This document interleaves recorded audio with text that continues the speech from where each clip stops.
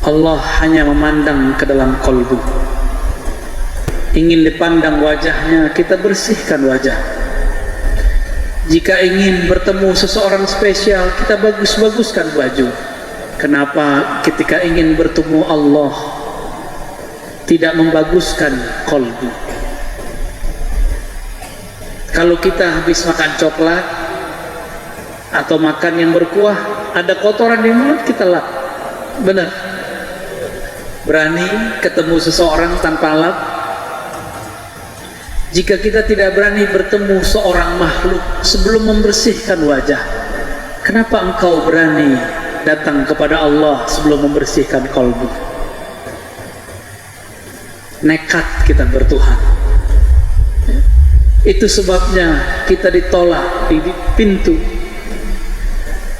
Bab menuju Allah itu menolak kita.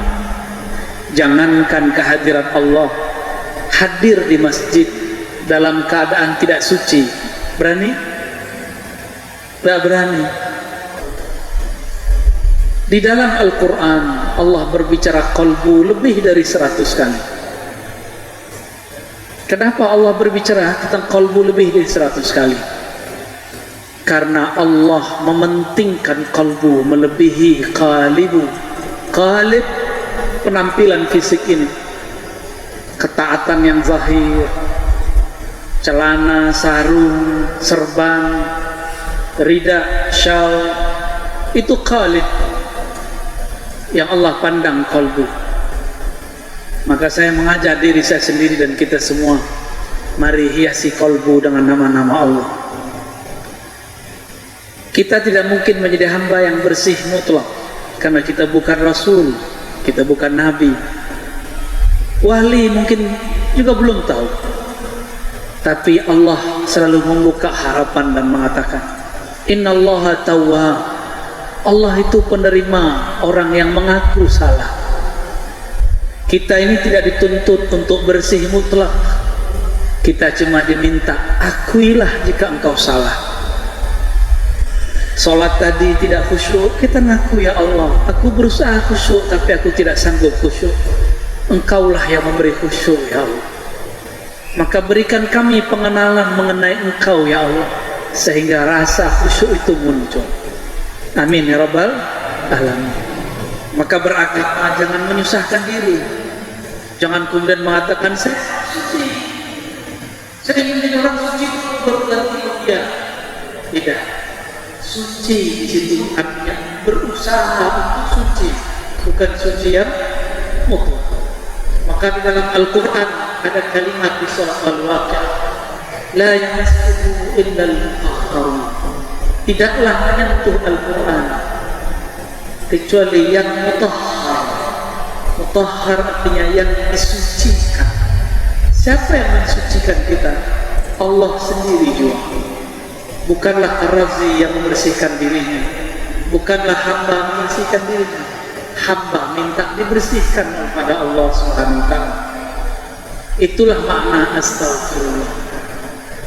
Jika seorang baginda Rasul sallallahu alaihi wasallam masih merasa berdosa padahal beliau tidak berdosa, kenapa ada hari ini orang merasa dirinya tidak berdosa? Kenapa ada orang hari ini merasa dirinya lebih suci, kelompoknya lebih bersih, tarekatnya lebih tinggi? Kenapa ada orang merasa itu? Manhajnya paling dekat kepada Allah dan Rasul. Ini berbahaya. Ini bukan keruhanian Rasulullah SAW. Rasulullah tidak sibuk dengan aib orang, tidak sibuk dengan jenggot dan celana orang, tidak sibuk dengan amalan-amalan orang. Beliau sibuk membenahi dirinya, lalu mengajari orang-orang sekitarnya. Seandainya Rasulullah orang yang saklek, tidak suci, tidak boleh datang, maka jika ada orang yang mengotori masjid, pasti itu dibunuh.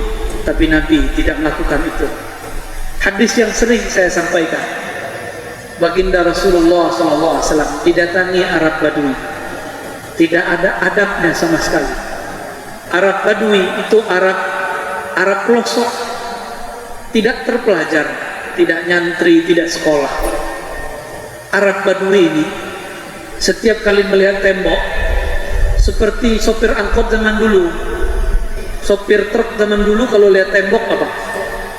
Mau nembak. Tahu nembak Pak? Mau buang bensin.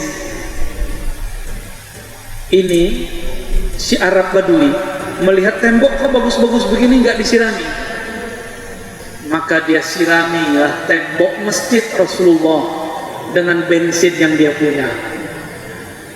Bawalah di saat dia asik mengeluarkan hajatnya, tiba-tiba sahabat hendak memukulnya. Ketika itu Nabi mengatakan, biarkan dia menyelesaikan hajatnya. Coba Bapak bayangkan, kalau ada orang sedang buang air, lalu kita ganggu, dia nanti dari mengarah ke sana, dia mengarah kepada kita. Apa yang terjadi?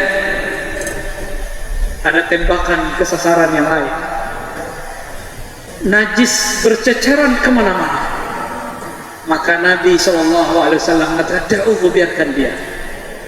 Apakah orang ini dihukum? Tidak. Malah yang dihukum yang tidak mengerti. Yang ingin memukul dapat tugas, ambil air satu gayung, kamu siramkan.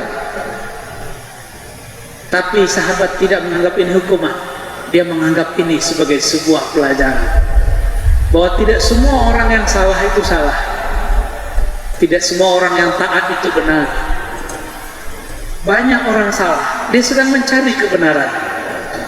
Banyak orang taat tapi merasa paling benar. Semoga kita tidak termasuk dua-duanya. Semoga kita termasuk talabatul ilm, penuntut ilmu. Orang yang baru merasa belajar sholat, belum merasa sholat. Itu merasa belajar sholat. Belajar itu usaha. Usaha itu disebut iqamatus sholat. Aqimis sholat artinya berusahalah melatih dirimu sholat.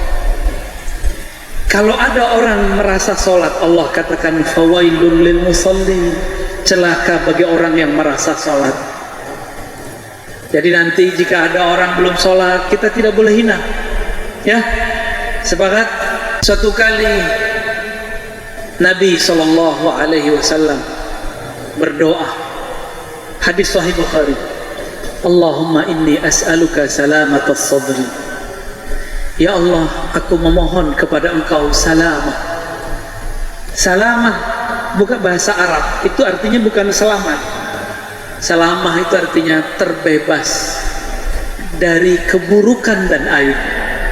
Apa arti salamah? Maka jika disebut Allahumma antas salam minkas salam tabarakta rabbana ya dzal jalali wal ikram, assalam, Allah yang maha terbebas dari aib dan kekurangan. Nabi mengatakan Allahumma inni as'aluka salamatas sadr. Ya Allah, aku minta selamat di dalam dadaku. Apa itu? Ini Nabi yang minta. Jika Nabi meminta dadanya selamat, terbebas dari aib, terbebas dari keburukan-keburukan, maka kita lebih wajib membacanya. Meskipun secara ilmu hadis, ilmu fikih, dalam ilmu fikih dianjurkan, disunnatkan, tapi secara ilmu hakikat, berdoa seperti ini wajib. Ya, berdoa meminta supaya Allah selamatkan isi dada. Sadar bahasa Arab, sadar. Apa arti sadar bahasa Indonesia? Orang sadar. Tapi bahasa Indonesia sadar itu lawan daripada tidur atau mabuk, atau lawan daripada orang yang sudah lewat dari maksiat. Oh, dia sudah sadar. Tapi sadar dalam bahasa Arab, sadara yasduru sadran suduran, fahuwa sadirun wa dhaka masdurun. Sadara bersumber. Sumber, di mana sumbernya? Di qalbu. Maka doa ini, ya Allah, aku memohon selamat di dalam sadarku, selamat di dalam qalbuku. Bacalah doa ini setiap selesai sholat, ya. Insya Allah sebelum wafat Allah angkat jadi walinya, kekasihnya. Amin ya rabbal Karena cara jadi kekasih Allah gampang-gampang susah. Gampang-gampang susah.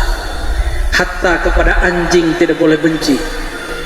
Suatu kali ada seorang perempuan pelacur. Ini pelacur, Pak. Mungkin ini profesi yang kita anggap paling hina, tapi ternyata pelacur ini meskipun dirinya dia lacurkan, di kolbunya masih ada rahmat Allah. Dia melihat anjing kehausan, diambilkan air, dia suapkan kepada anjing itu. Kita katanya orang yang sujud 5 kali sehari, melihat anjing ditabrak. Di mana rahmat Allah di kalbumu? Di mana rahmat Allah di kalbumu? Karena wali Allah itu adalah hamba yang di kalbunya ada rahmatullah. Di kalbunya ada rahmat Allah. Apa arti rahmat? Kasih sayang. Hatta kepada semut kita kasih, pohon-pohon kita kasih. Maka orang-orang yang merusak ekosistem alam semesta, mereka adalah musuh-musuh Allah. Mereka harus membayar. Yang sudah merusak ekosistem alam, bayar dengan menanam kembali. Tanam kembali di tempat yang lain. Jika memang kemudian jadi itu tempat usaha, tanam di tempat yang lain. Jika tidak, maka Allah akan menyatakan perang kepada kita. Ya. Jadi kekasih Allah gampang-gampang susah. Coba perhatikan hadisnya. La yazalu abdi, hadis Bukhari. Senantiasalah hambaku yataqarrabu ilayya bin nawafil, mendekatkan diri kepadaku dengan amal-amal nawafil, tambahan ringan. Nawafil itu tambahan plus ringan. Hatta uhibbahu, sehingga aku jatuh cinta kepadanya. Kalau kita jatuh cinta, kita punya perhatian nggak dengan orang yang kita cintai? Maka kita boleh artikan, hambaku beramal dengan amal-amal yang remeh, ringan menurut dia, tapi membuat aku punya perhatian cinta kepadanya. Hatta uhibbahu, sehingga aku punya perhatian cinta kepadanya. Jika aku sudah cinta, aku ganti perangkat di dalam dirinya. Yang memandang bukan lagi matanya, yang mendengar bukan lagi telinganya, yang berkalam bukan lagi lisannya, yang berzikir bukan lagi kolbunya.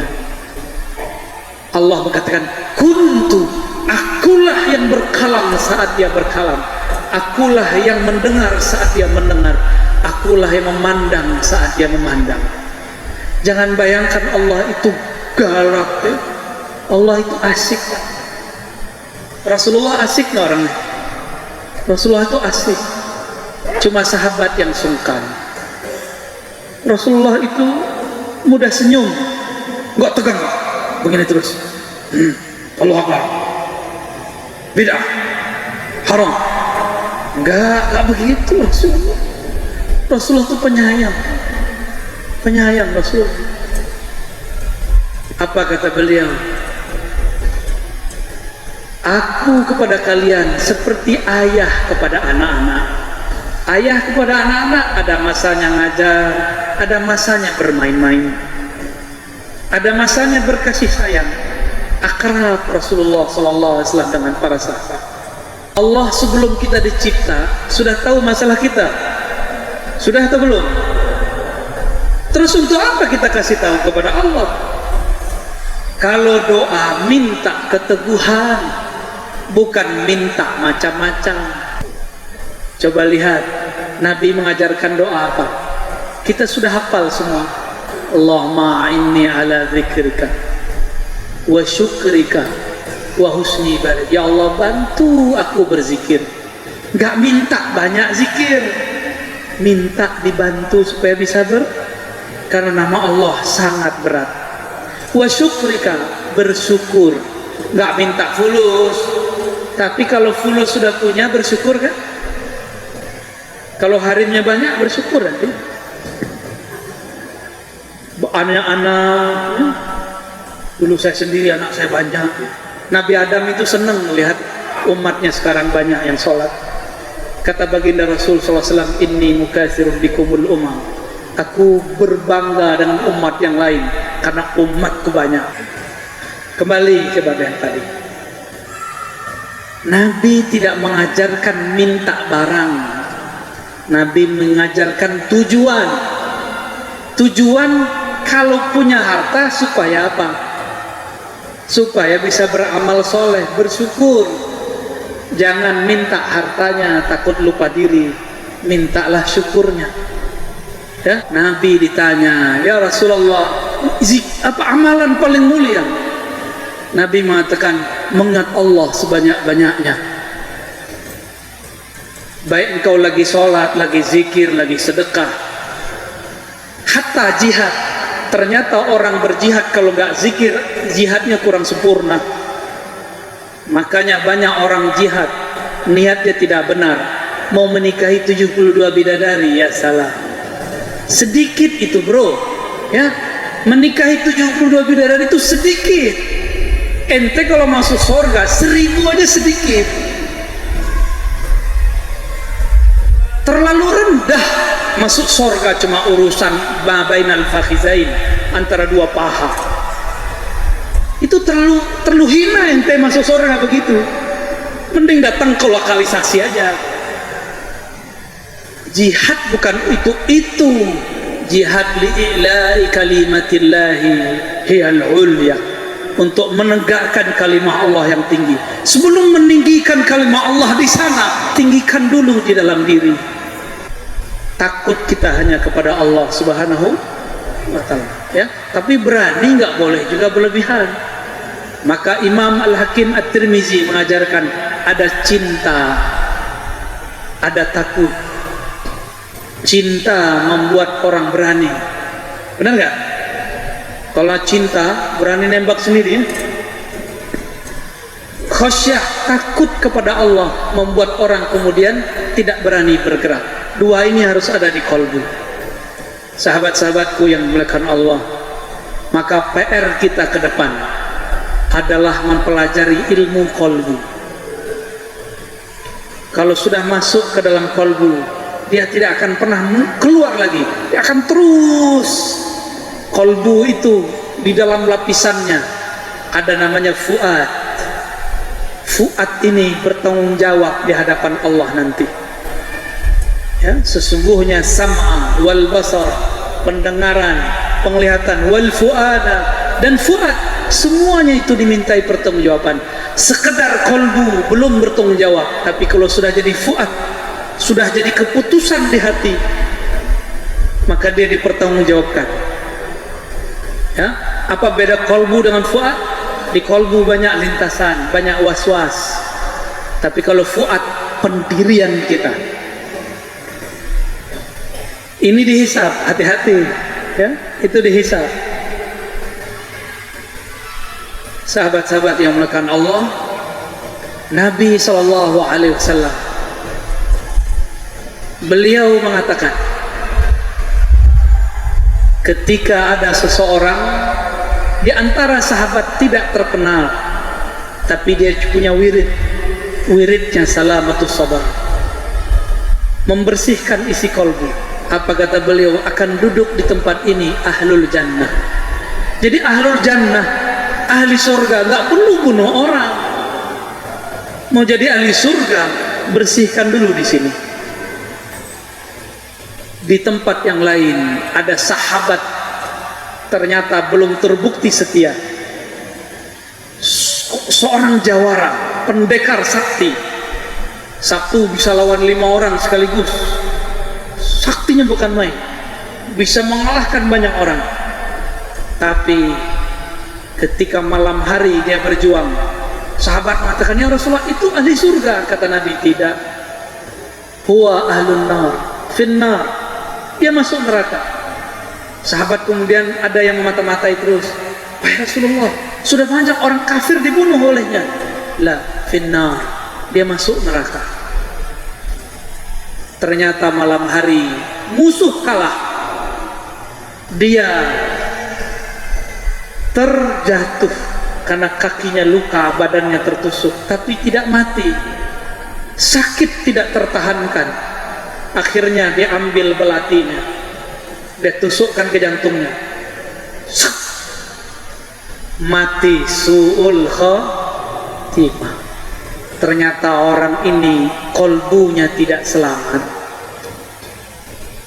Maka nanti dalam berjuang, kalau kolbu belum selamat, siap-siap nanti ini terjadi kembali. Susah dikit bubar, tersinggung dikit bubar. Emang berjuang enak ya? Emang antum kira bikin pesantren buat harokah pergerakan mudah? Gak mudah. Ada gesek-gesekan ya. Maklum kita manusia. Ini masa sudah dekat. Sudah siap belum? Belum. Sudah siapkan kolbunya. Niat kepada Allah, ya Allah yang membolak balik kolbu. Ya muqallibal, coba baca doanya. Ya muqallibal qulub, wahai yang bolak balik hati kami, sabbit qulubana ala dinika wa ta'atik.